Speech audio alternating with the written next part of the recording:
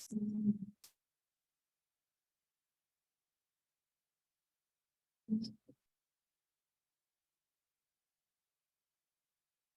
see.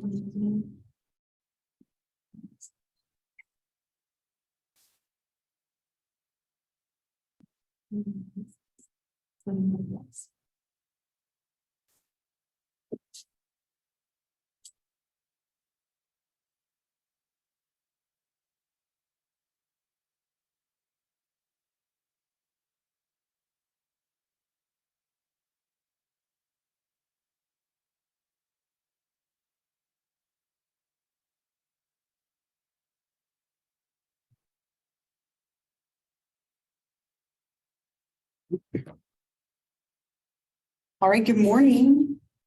It's been an interesting morning for me. One of my kids dropped my computer in a puddle of water. And thankfully it's working, right? Knock on something, right? I was like, oh, this is going to be fun.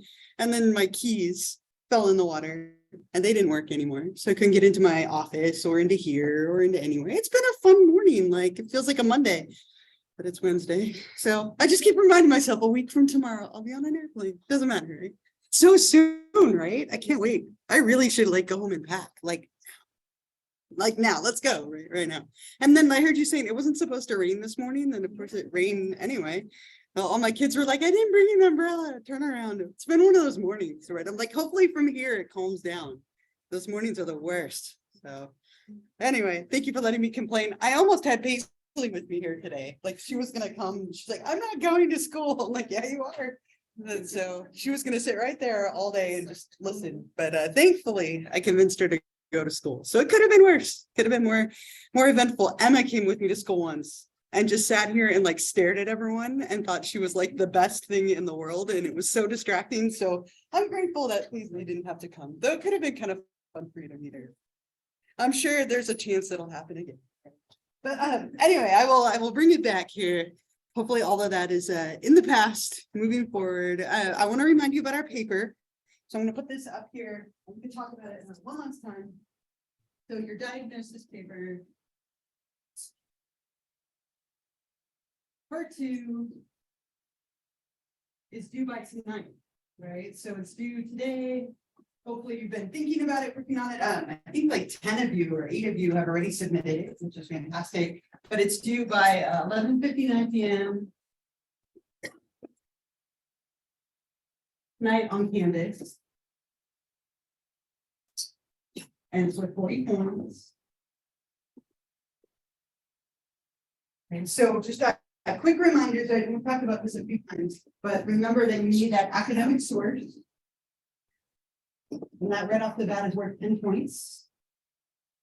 Right, and then the rest of it, I'm looking for like 2 different pages of progress with your final paper, and that's like 30 points. So it's worth a fair amount of points. Again, make sure you put some time into it. Really easy 10 points is finding that academic source. Which one did I say you could all use without a problem?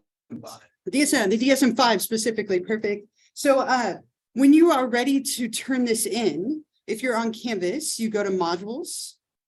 Hold on, let me show you this and then we'll go back. The instructions are right here, right? Or you can go to assignments and then you'll see the link right here for diagnosis paper part 2. So it's due by tonight at 11:59 p.m. If you don't get it done before the deadline tonight, you can email it to me late, right? It's you lose 10% each day, which is 4 points, but obviously better to lose like 4 points or 8 points than not get any. So if you don't get it done by tonight, you can still email it to me tomorrow or the day after. But definitely do this. And this is a good time to kind of solidify your character. You don't want to have to switch after you've done this part. You can, but it makes more work for you. So hopefully you kind of have narrowed it down. I know a lot of you changed from part 1, which is totally fine. So are there any questions? You had your hand up? Yeah. Yeah. Textbook also be used? Yes, just not by itself, right? So the textbook, in addition, yeah, for sure. So the textbook is, yeah.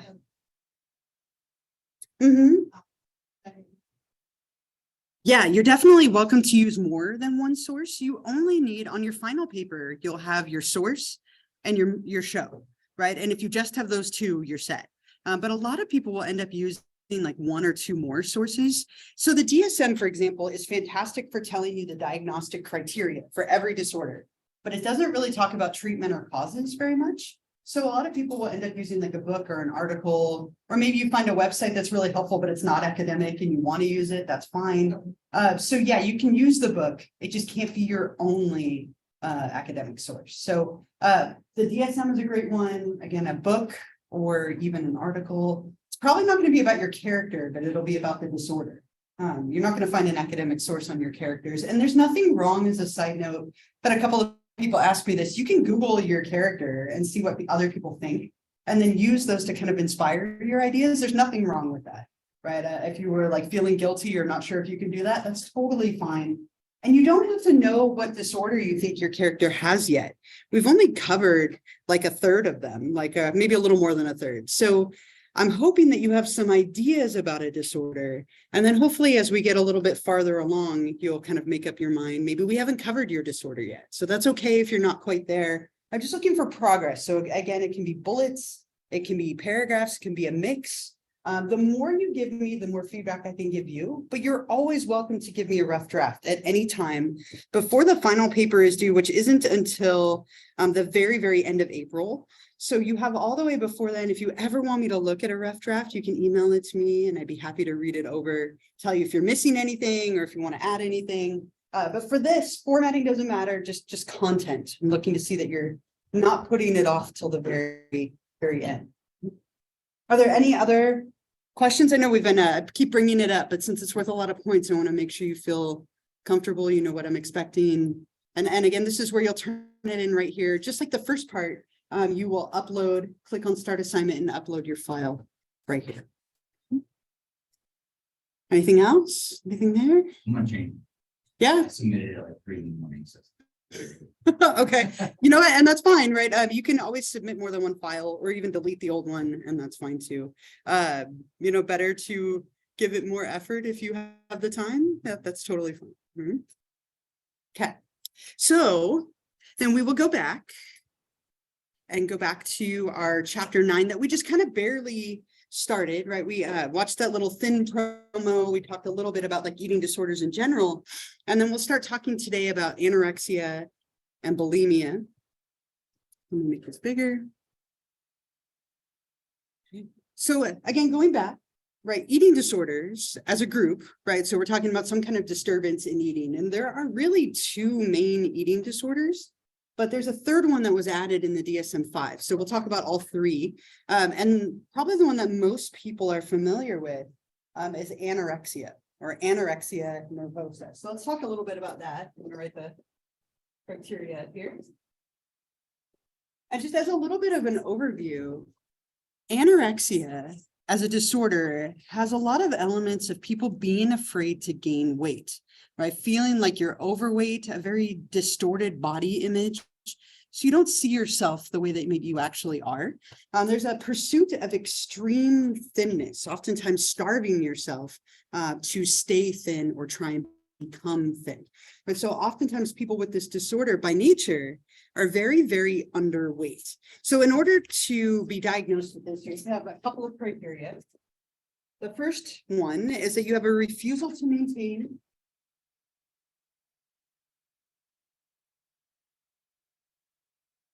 a normal body weight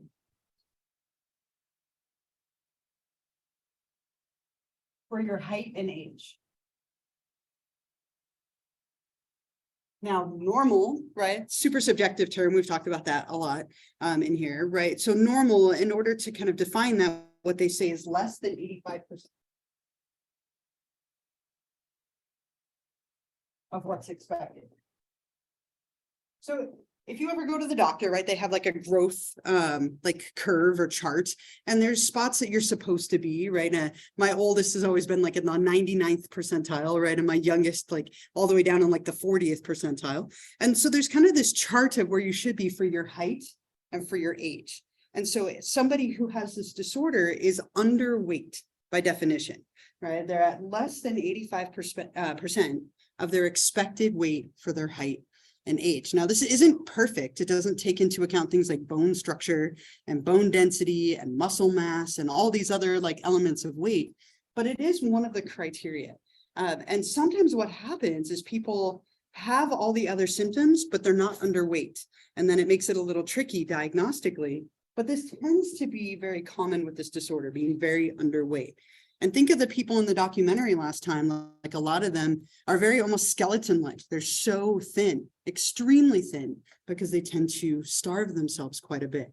And that's the second, one of the second criteria here is there's an intense fear of gaining weight.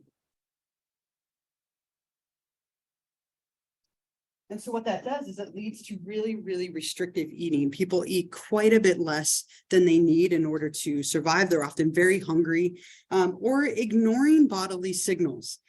If you don't eat and you starve yourself often, your body, it's like you almost get accustomed to being hungry, and it almost becomes like white noise in a way for some people who are so used to starving themselves of food. And then the last one is there's a disturbance in view of self. Right? You don't see yourself accurately.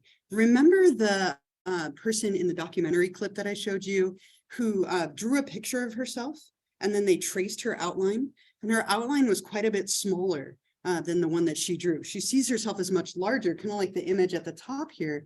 You often kind of have a distorted view of yourself, seeing yourself as overweight or heavy, or just kind of inaccurately compared to what you actually are. And so you give a lot of weight, every pun intended, right? You give a lot of weight to your image, right? As it relates to your weight. Yeah. A little bit. So body dysmorphia, which we talked about previously, is when you see part of your body as like grotesque or disfigured, but it can't only be due to your weight, right? And so there's an element in common here that you are seeing yourself inaccurately, but it can't only be due to weight to have body dysmorphic disorder. So that's where we start to get like a kind of a distinguishing or differential diagnosis between this and then something like BDD or body dysmorphic disorder. Yeah. Yeah, all three. And so interestingly, and I mentioned here that sometimes people aren't underweight, right? And so they technically don't meet criteria A. And so with every group of disorders, there's one called NOS, not otherwise specified. And so sometimes what will happen is people will have an eating disorder, not otherwise specified. You don't meet the criteria for bulimia or anorexia, but you clearly have a disturbance in eating. And so that happens a lot. There's actually every single group has that. And so what you might see is that people get diagnosed with that instead of fitting neatly into like one of these. Yeah.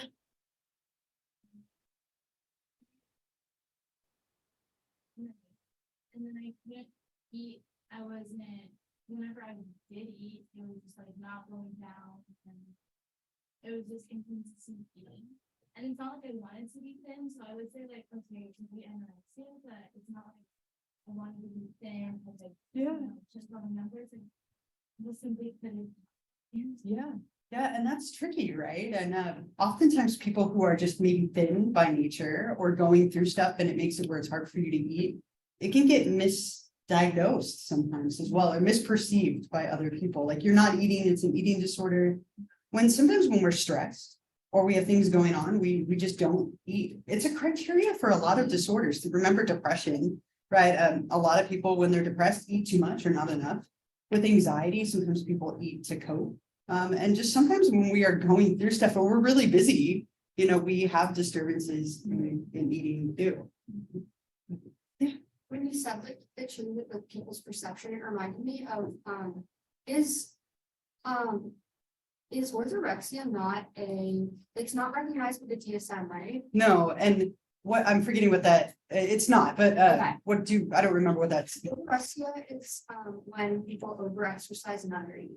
Okay, yeah, and that's kind of an offshoot of bulimia that we'll talk about. So it's a very common like compensatory pattern. I just can't remember which part's third part. Like mouth, it's got to be something with your mouth, right? But that's a very common presentation of bulimia, which we'll talk about in a few minutes, right? Where people over exercise as a way to counteract what they've eaten, right? Or even compensate for not eating in that way as well.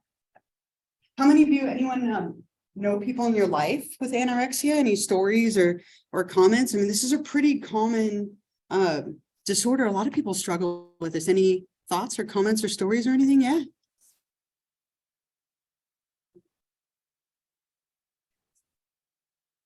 I was in this place where we lived. It was just my mom and we lived in a 4-bedroom. So they moved in with us. And one thing about anorexia, when you don't realize it either or don't know anything about it, you don't.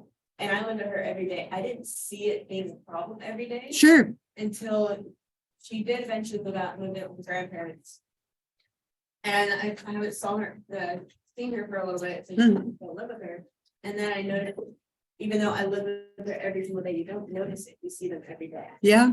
And then all of a sudden I noticed it, or I grabbed her arm and I'm like, hey, come here real quick. And I'm like, oh. It was just, you thought you would see it because I hung out with her every single day. We shared a bathroom. We had a Jack and Jill, you'd think I'd be able to see it. Yeah, but every day when you see someone every day, it almost it's hard to notice changes like that. At first, as if you have a gap and you see someone, it can be a little bit startling at times, like, oh, you notice it, versus every day it can easily be missed. So yeah, I think that's a really good point. It's easy to miss this, right? You might not spend time with people, you don't see them not eating, or you don't notice changes in weight, especially if they're slower or gradual. But this person or somebody who has this does tend to be losing weight, right? And there's a lot of preoccupation with food and with what goes into your body and with weight and with calories and all of that kind of stuff too. Yeah. Go to what's that name? It wasn't a rehabilitation center, but more of a retreat type of thing. Yeah.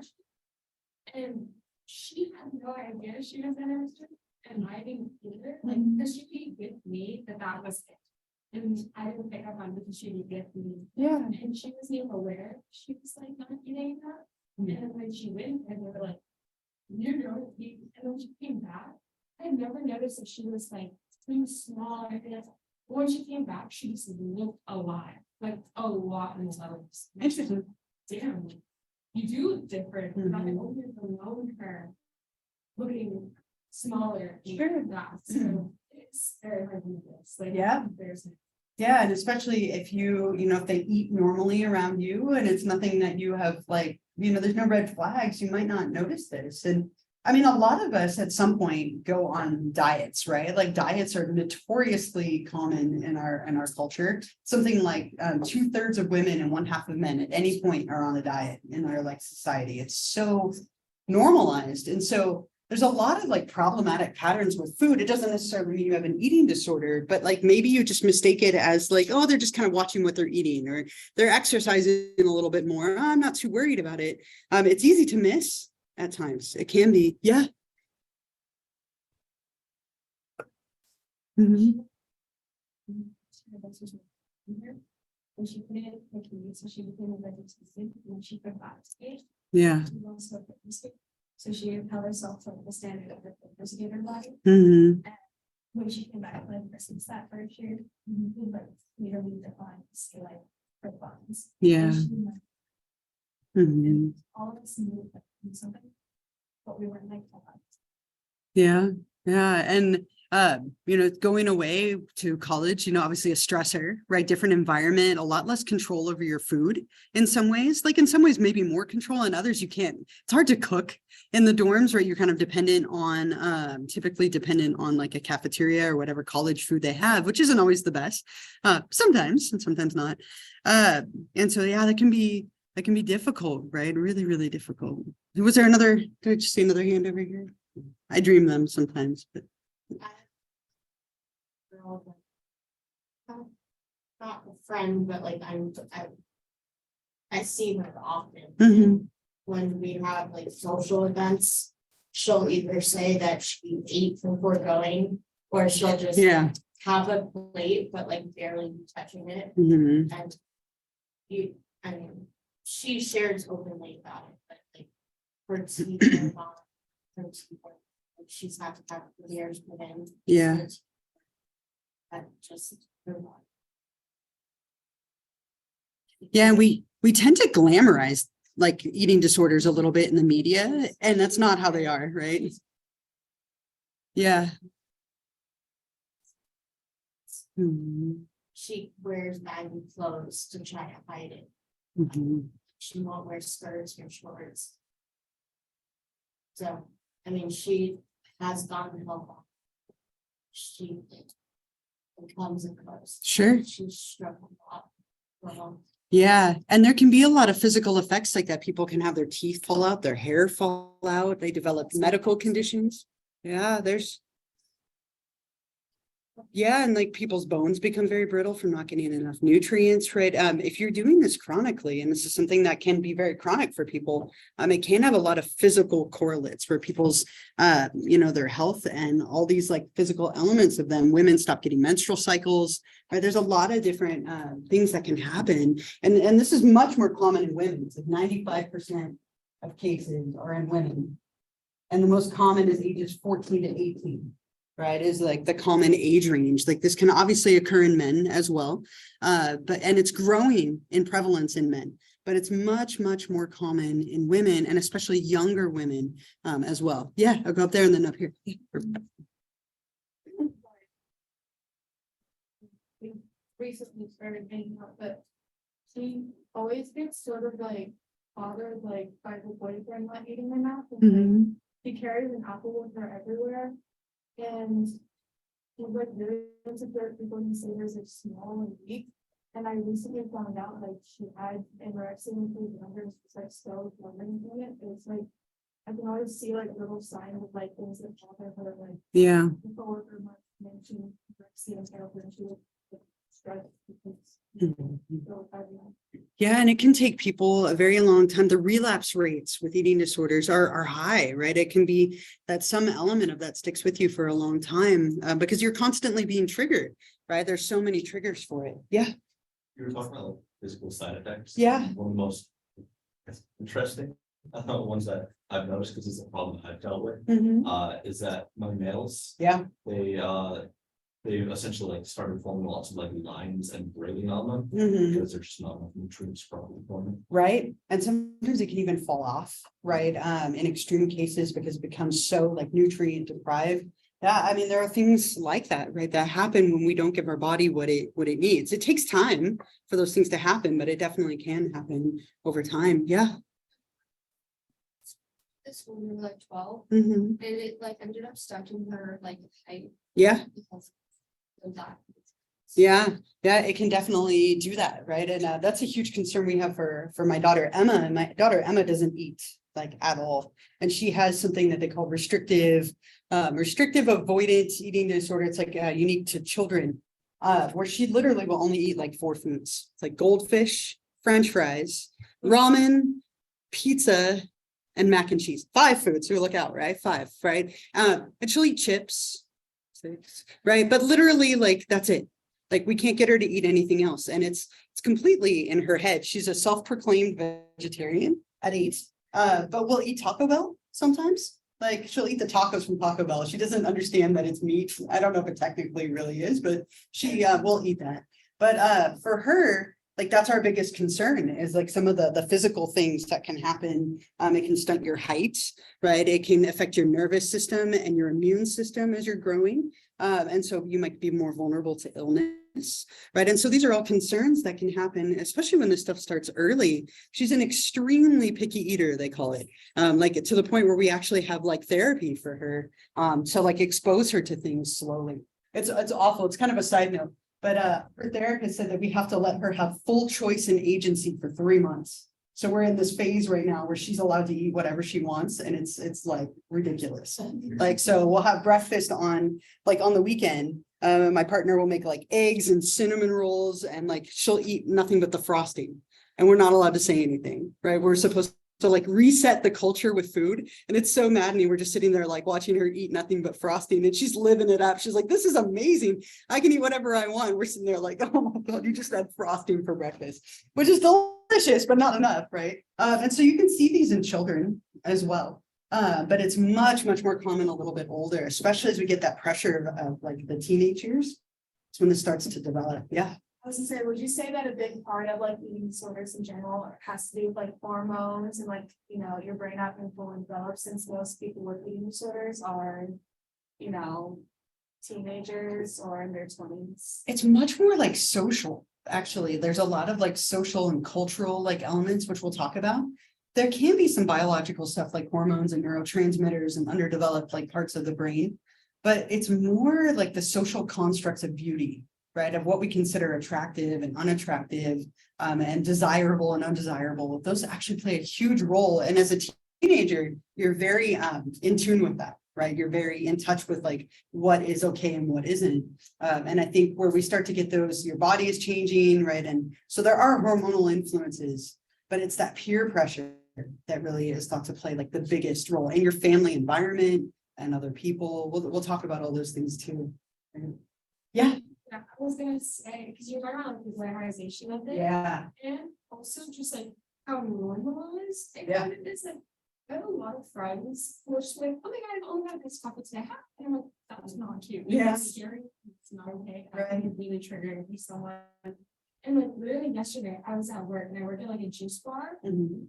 And I feel like with my parents' generation, this is not because my mom like sees no issue in the ways of dieting. But this lady came in and I was like recommending her juices. She was like, oh, like, can I see the card when they counter? And I was like, yeah, of course, like, that's fine. And she looked at one and it's like a cucumber pineapple coconut water juice. And it had like 15 grams of not added sugar, but from the foods that she had. So she was like, you might as well just eat the piece of cake. And I was like, no. See, that's why It's I only do. juice. Sure. Yeah. I just need justice. Um, Okay. yeah. And it's like saying little things like that, and especially like within parents. Yeah. I feel like that's what causes this at such a young age. It's that I've always been a very like self-confident person who knows what I like, and I've just always been like that. But my mom has always been always who's like, oh, just gonna eat dinner today and like nothing else. And I've always been like, that's not healthy. Mhm. I never let it rub off on me, thank God. Mhm. But with other people, like my friends' parents will also like my friend's mom came home and was like, oh my god, I just been so stressed. Like all I can today is a puff.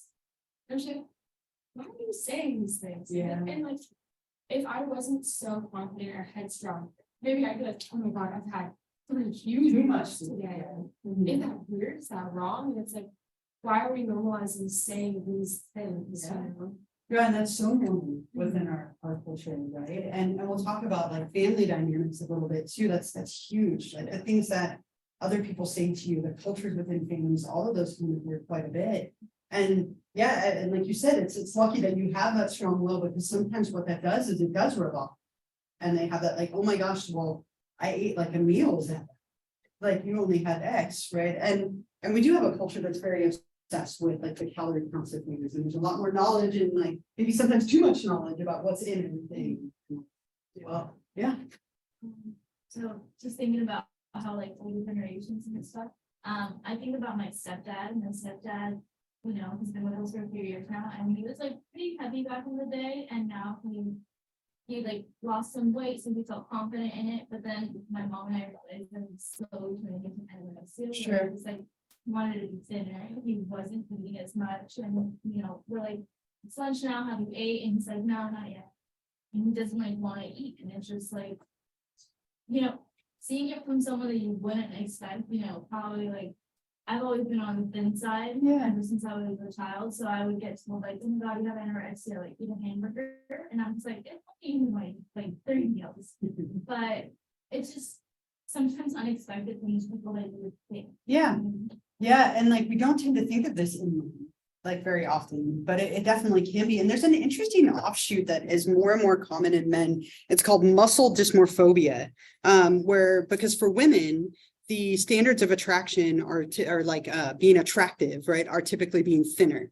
For men, it's typically being bigger and more muscular. And so what you sometimes see in like a different presentation of this is that men will try and bulk up and get larger and larger and more muscular, you know, going to the gym all the time, or like eating a lot of like protein and trying to like bulk up as a way to try and fit those standards of beauty. Right. So you can see this present a little bit differently from men to women, but it can also affect men and women in the same way, meeting these criteria. There's one more hand over here somewhere. Yeah. Family stuff. The friend that I was mentioning who like her height was stunted, her mom also had anorexia. Yeah. And like, isn't that a big factor in like developing this? Yeah. Yeah, because you see all those patterns and habits that a parent is engaging in. And sometimes we follow in the footsteps of our parents and sometimes we rebel, right? And so what you can see is that people will follow the same pattern or maybe even the extreme opposite. Like if you have a parent who's super restrictive, you might have a child then who grows up to eat too much, right? As like almost like a way of compensating. Yeah. Self fact. So I was a gymnast most of my life, like from adolescence to my teenage years. And in high school, my diet was so restrictive. And I guess you would classify it under bulimia, because I would want to eat, but I had to make a certain weight. Mhm. My coach was narcissistic, but my mom had to lock the fridge like when I was in high school. Mhm. And she just did it because, I mean, she didn't know any better. She wasn't trying to egg on the eating disorder. Sure. That was the only way to stay a certain size. Yeah. And that changed once I moved out of the house, went to college, and moved across country. Mhm. As a result. Yeah, and it can get really complicated when you have something like you need to be a certain weight for like being a dancer or a gymnast or a figure skater or whatever it is, boxers, like wrestlers, like there's often weight expectations and for a lot of different things. And that can really complicate things as well, right? It complicates like your body versus what the expectation is. It can make it even harder for people. So you mentioned bulimia. Let's talk about that next. Where is it? So some things in common, right? But a little bit different presentation here. The bulimia or bulimia nervosa, sometimes called binge purge syndrome, because it follows this binging purging pattern. Bulimia. So what we see with bulimia is that people eat way too much in episodes that we call a binge. And we'll talk about that more. And then they do something to compensate for all the food that they ate so that they don't gain weight from it, right? And this is a very cyclical disorder, right? And so it's very like self-reinforcing. People eat way too much and then they purge it through some way of compensating to avoid gaining weight. So we have recurrent episodes of binge eating.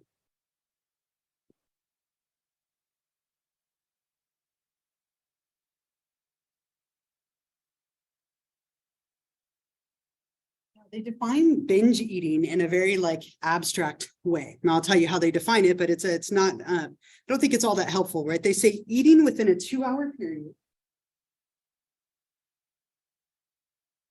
more than most would eat.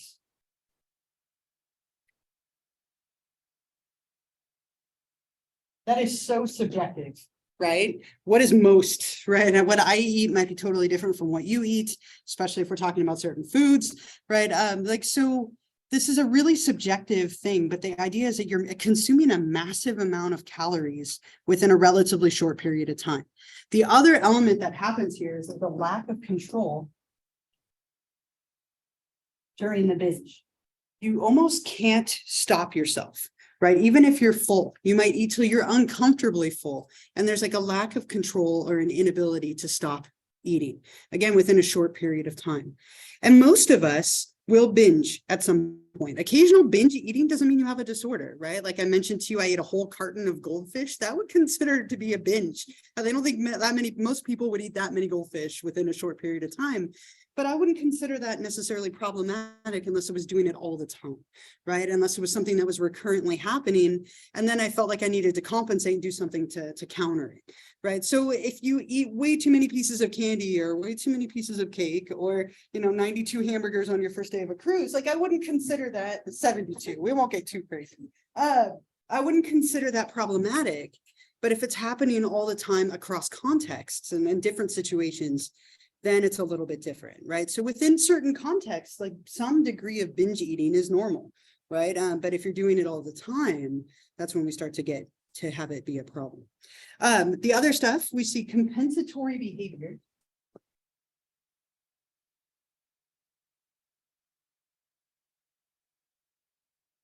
To prevent weight gain.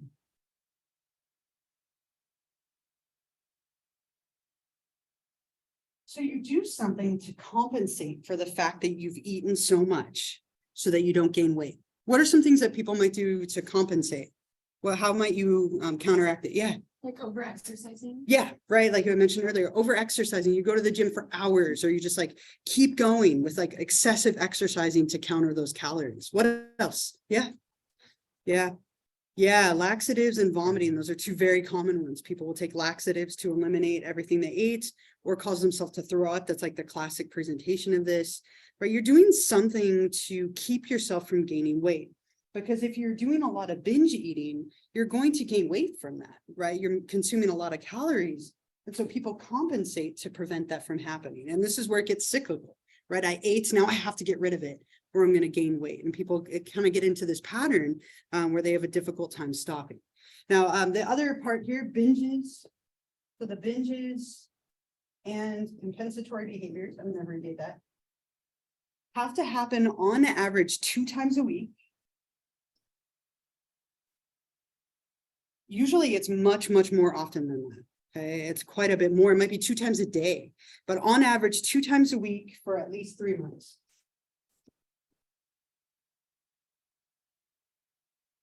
Okay, so this is something that is a pattern. Again, it's not a one-time thing.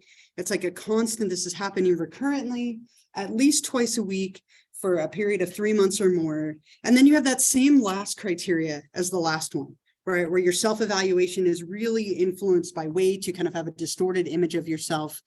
Now with this one, you don't have to have a weight criteria. So this person might be underweight or overweight or a typical weight. It kind of can be any of them. And what you sometimes see, as I mentioned earlier, is you might have somebody who's kind of blending the two. Maybe somebody has patterns of anorexia and bulimia. They're starving themselves and then they have a binge and then they purge it and then they starve themselves. In that case, they would get that like not otherwise specified diagnosis or NOS because they don't fit neatly into one or the other. And that happens a lot, right? Where people do a little bit of both. They do like a blending of both. And you might have like kind of a non-specific diagnosis.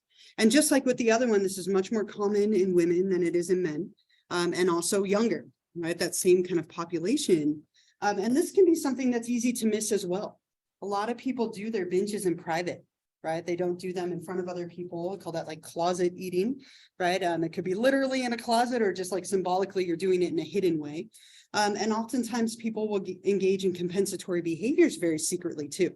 Right? They might throw up when nobody's around or take laxatives when they're at home alone or exercise and nobody knows that. Right? So this can be a very like hidden thing for some people, which might make it easy to miss. Any thoughts or stories or comments with this one? Again, kind of a relatively common pattern that we see, a little different from the last. Yeah. Recently, Uh-huh. but she would restrict her eating, like a starving herself in like a calorie counting way. Sure. She wants things sweet. She's making it's weird, like protein cake, and it just tasted gross. And she would just not let herself taste anything good. Mm-hmm. But she worked out like crazy, and Yeah. together she bought 3 hours. Would that be considered this? Yeah.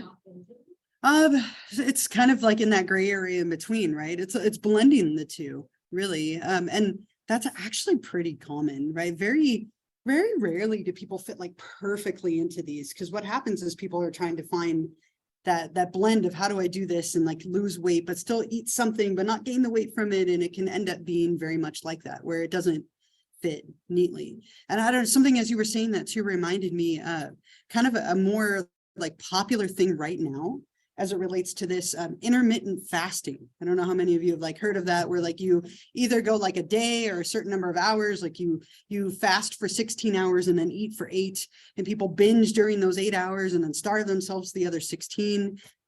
That's another way that people might compensate, right? And that is something that is so popular right now. There's so much like everywhere I like see all this research of like, if you want to lose weight, intermittent fasting, right? Like everything is about, like basically these periods of starving yourself, which you could view as a compensatory behavior. I'm going to eat and then I'm going to starve myself. Now, again, I want to differentiate. There are times where people like need to lose weight or want to be healthy. That's different, right? Like I was told 2 years ago that if I didn't lose some weight, I was going to have to go on blood pressure medication. And I was like, I don't want to have to do that. Like high blood pressure runs in my family, always has. And so like I started like this long process over like the last 2 years of like trying to lose weight. And I've tried to like exercise. I've done a bunch of things. I've actually lost like 42 pounds. So like, yeah, right. Despite my cake eating habit, right? I still eat cake, just, the gym here.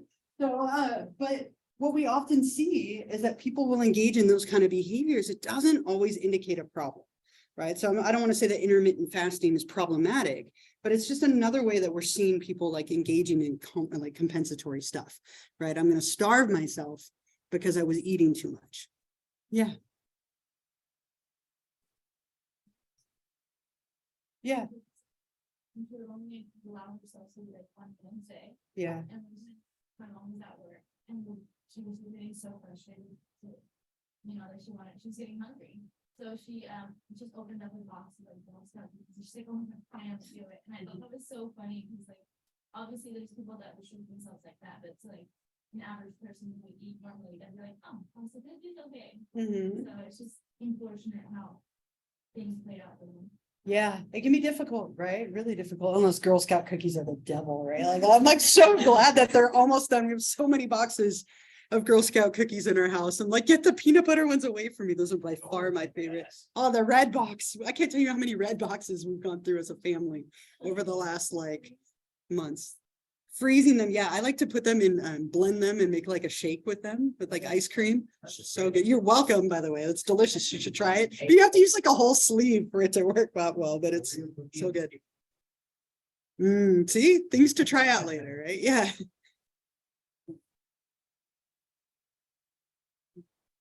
Yeah. Huh. We've been friends since they were 10 years old. Sure. And every time he comes over, my grandma, like, they all want a couple of little bears, cheese platter, blah, blah, blah, this and everything. And she won't eat unless somebody else is eating as well. Yeah. Or my grandma will say like, oh, are you hungry right now? Like, I'm a little hungry. She goes, only if you are. Mm-hmm. And she will literally only eat when she's eating. Yeah. Even if it's just a snack. Mm-hmm. And won't eat anything more or less. They can go a whole day of not eating or anything. Mhm. She only eat one other meat plate. Interesting. Yeah. And that definitely isn't a specific disorder. Like if it's problematic enough, it could fit into that NOS category.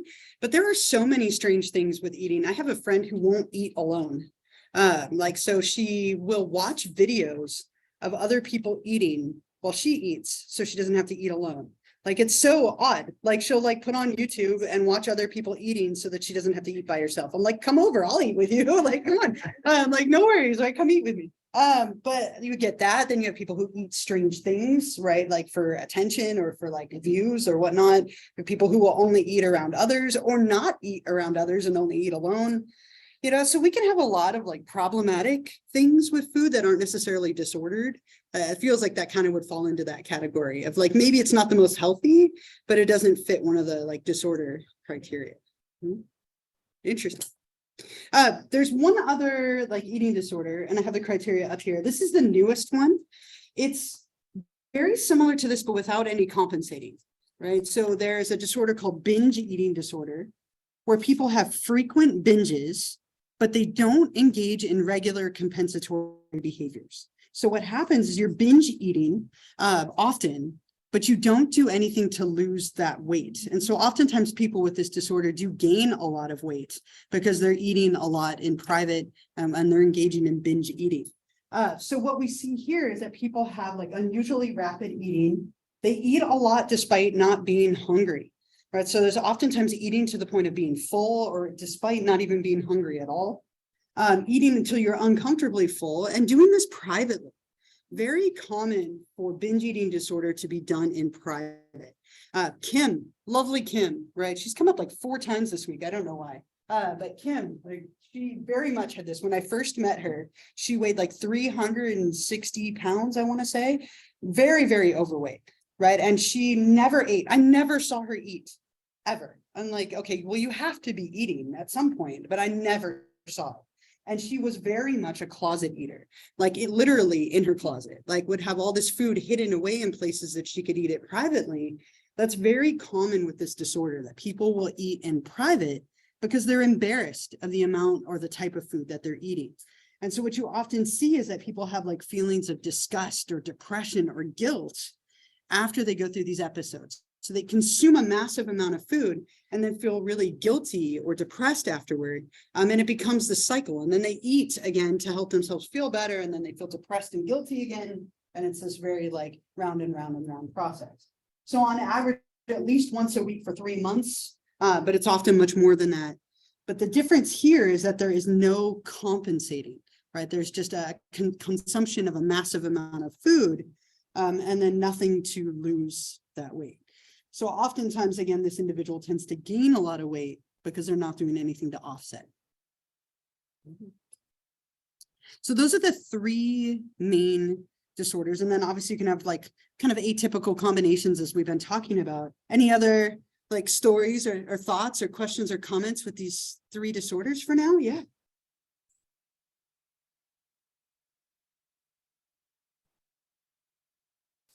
What is his name?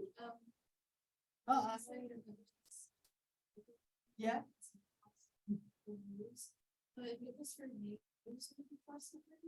It's tricky because then we're getting at motivation, and I have a fun clip, but like because my daughter dropped the USB in the water, it didn't work, so I don't have any of my clips today, which is great fun. I'm like, thanks for that, Paisley. Great, it's on my list today. But like competitive eating is like another example of that. Like there are a lot of people who consume bizarre, strange, or massive amounts of food on TikTok, on YouTube, on whatever, to gain views, to gain popularity, for entertainment, right? Like watch how much I drink or eat before I get sick, right? Like there's so much of that. Or people like competitive eaters. I usually show a clip of like a hot dog eating competition as it relates to this. Like, and we can think about, do these guys and women as well have eating disorders, or is it just competitive? So you have to look at the motivation behind it, but it could fit the criteria as well, right? So somebody like who competitive eats for a living and eats 60 hot dogs in 10 minutes and then throws it up, but they're doing it to gain fame and notoriety and money. Like, does it count or not? It's kind of a gray area, right? If you lose a bunch of weight because you want to be able to like be on a wrestling team or a boxing team or be a dancer or whatever, does it count? You know, and strictly speaking, if you meet the criteria, you would be diagnosed with it if it's interfering with your life and all that. But the motivation does matter, right? If you're doing this as like a job or you're doing this for money, maybe that kind of detracts a little bit from it being purely like psychological. But it's a very big gray area with this. And there's so much of it out there, right? There's so many people who do this for a living in some way, whether it's on social media or for views or as a competitive eater. Like Kobayashi, one of the best like competitive eaters of all time. I watched him yesterday eat like 68 hot dogs in 10 minutes. I couldn't eat 68 hot dogs in a year, like if I wanted to, like in a year, let alone 10 minutes, right? They dip them in water. It's awful to watch, right? They're just whatever they can do to get them down. And then they often vomit afterward because they have too much in their stomach. It makes them uncomfortably full. But they train. I mean, his metabolism is through the roof. He has like a 12-pack, right? Like ridiculously like built guy. And they train for this all year. Is that an eating disorder or is it something else? And it's, again, a big gray area. Really interesting to think about this. It's a profession. It does. He makes a lot of money and is really well known. There's documentaries about this guy. He's constantly in the media. Yeah. So, right. But it's tricky, right? A lot of people with money still have disorders, right? A lot of people with no money have disorders, right? It's a tough spot. Any other thoughts, comments, anything else here? Or stories or thoughts? Or anything? I once entered into a pie eating competition. I came in second. Yeah. Not bad, right? I ate 8 chocolate cream pies. 8. in 20 minutes. Eh, I threw up and now I hate chocolate cream pies. Like I will never do it again. Yeah, it should be something that you don't like, because you eat that much of anything, you'll never want it again. Like the second I see a chocolate cream pie, I'm like, like I cry on the inside, like, no, get it away. And so that's the tricky thing, you know, with some of these things, is you can also ruin foods for yourself, right? Like I'll never eat that again. I'll never eat a chocolate cream pie again. So I know better than to enter into a cake eating competition, even though I think I could win. I definitely. All right. Chocolate cake, just chocolate cake with chocolate froth. I'm like super simple that way, I suppose, right? Don't put any fruit in my cake, that ruins it. I mean, no, thank you. My partner likes fancy cake. I'm like, just get the fruit out of there. Yeah, right. Anyway. Oh my gosh, I love Vaughn's cake, right? They know me at the bakery, right? I walk in there and they're like, are you getting a cake? Like I've trained people at Vaughn's on how to like sell cakes. Like I'll walk in there and the guy will be like, I don't know how to like, whatever. I'm like, okay, you grab it. The box is there. The label is there. I've trained like 9 people. They should pay me, right? Right. But I can balance that, right? So there's nothing wrong with like liking cake. I can balance that out, but I have a family culture. Like we'll talk about, you know, causal factors. I come from a family that normalized the eating of desserts, right? And so like, there's a lot of factors at play with these. And when we talk about what causes eating disorders, it's usually a multitude of factors, right? It's all of these things combining together, which we call the multidimensional risk perspective, right? Oftentimes when we talk about eating disorders, it's a combination of a lot of things. And we've kind of been talking about these throughout, but there are psychological factors, interpersonal factors, cultural and societal ones, and then biological ones. So there's a lot of elements that contribute to people developing an eating disorder. And psychologically, right, some of the things that you might see, there are very strong correlates with low self-esteem. It's very common for someone with an eating disorder to have lower self-esteem, right? There's a lot of elements of that in play, right? Not always, but it's a very common correlate. Feelings of inadequacy or a lack of control. A lot of eating disorders are actually thought to be about control. I can control what goes into my body. I can control my weight. I can control the calories I eat. Maybe you can't control other things, but you can control that. There's a lot of control related to eating disorders. People who have a lot of anxiety or depression, right? There's strong correlates with that. Mood disorders are very commonly correlated with eating disorders, right? Again, very cyclical in nature. I think the second and third bullets are the biggest, right? The second bullet, especially, interpersonal factors play a massive role in eating disorders. Think about, again, family cultures, right? I grew up in a family, and I mentioned this to you last time, like we would just get dessert for no reason all the time. Like I have a family full of people with like sweet teeth, like mouths full of sweet teeth, right? Not one sweet tooth, but all of them, right? And my partner's family comes from a background of like everyone having diabetes, right? So when we first met, like they would never eat dessert, ever. Like we'd have dinner and I'd be like, where's the dessert? You know, and it wouldn't be there, right? We've been together almost 20 years. At this point, they always bring dessert. I've changed them for the better, right? And like there's always dessert now, like our families have kind of melded over 20 years. But my family, it was like, it's Tuesday, let's get a cake. And I remember vividly the first time like my partner like was over, she's like, why are we having cake? Like, is it somebody's birthday? I'm like, oh no, it's Tuesday. You know, like why not? Right. And like my parents being like, well, what's wrong with that? You know, like it's just very different family cultures. Every culture has like a norm around food, right? Maybe you come from a family that is really like athletic and everyone works out and is really active and they watch what they eat and they're aware of what they eat. Or you come from a family that diets all the time, or you come from a family that likes to eat desserts, right? There's a lot of different family backgrounds, and that shapes our view of food and what's normal and what's abnormal. And then the things that people say, the attitudes that your parents have, right? Are you really going to eat that? Are you not going to clear your plate? You know, like you really shouldn't eat that, right? Those comments, they play a role in our view of what we're eating and how normal it is. I watch my in-laws constantly shame each other around food, and then they both make the same mistakes. It's hilarious. Like my mother-in-law will look at my father-in-law and be like, Michael, don't you dare eat that. And he'll eat it just to piss her off. And then 5 minutes later, he'll look at her and be like, Susan, How are you going to eat that? Like, just the two of them, like so toxic with each other around food. And my partner's family, Kim, has had a gastric bypass surgery. My partner's other sister has had a gastric bypass surgery. My father-in-law's had a gastric bypass surgery. Like their family's obsessed with thinness, right? But without any effort, right? Thinness without effort.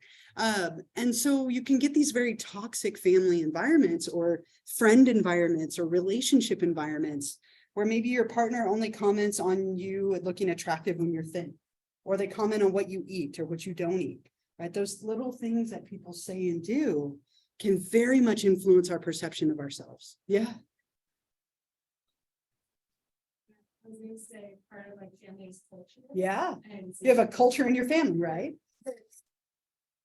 So like being foreign, if my mom's side is foreign, and like other foreign cultures, it's huge.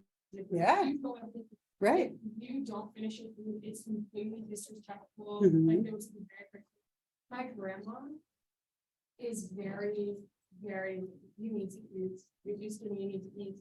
And she would not put me and my brother in the water until we cleared our plate. Huh. Because she would say water fills you up and Yeah. you're not gonna finish my food if you drink water. Mhm. And I have a lot of friends with foreign parents who Yeah. do similar things regarding food, where whether it's like shaming them, being like you're eating too much, Yeah. or you need to eat more. you Eat need to more. faster. Mhm. Yeah, my partner's family is Hispanic. And there's constantly like, oh no, eat this, you need to eat more, you need to eat more. What's wrong? Why are you so thin? Eat more, like constantly shoving food, right? Different cultures have very different mentalities around food and meals and what's normal and what's abnormal. And that obviously plays a role too, right? Family culture plus like the bigger culture, both of them are impacted. Being teased or bullied as a kid also can play a big role in interpersonal factors.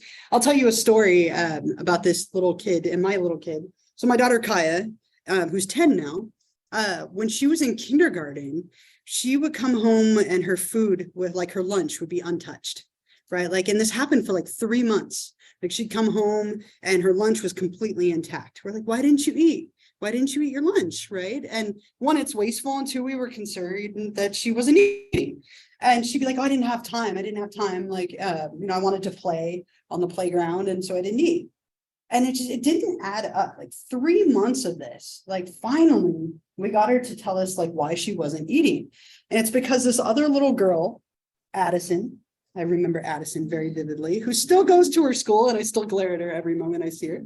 Addison told my like 5-year-old daughter, this started at 5 in kindergarten, that those were unhealthy foods and would make her fat. Okay, so my daughter, hearing that, didn't eat, right? And I'm like, well, what's Addison eating that's so healthy? Like, let's hear it. I'm waiting for Addison in the parking lot. Just right now. Like, I'm gonna find some little insecurity on this kid and just like get right in there. Like, I've never like wanted to hurt a child more. I didn't. But if you ever hear that I went to jail, it's because I finally took this kid out, right? She's still there. 5th grade. Now she bullies people for other things. She's been a bully all through.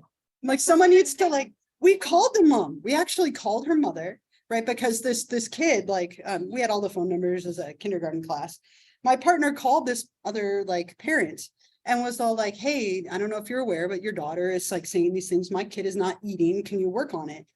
Nothing changed, right? So I'll be waiting for the mom and the daughter in the parking lot, apparently.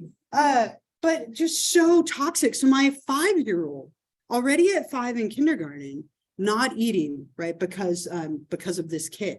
And now this kid, again, still there. Like, oh, we went somewhere and this kid was there. And I was like, I thought of like O'Doyle rules, like old Billy Madison style, and like take her out. I don't know. I just was so like, I have so much animosity toward this little kid. All right, it's probably not healthy.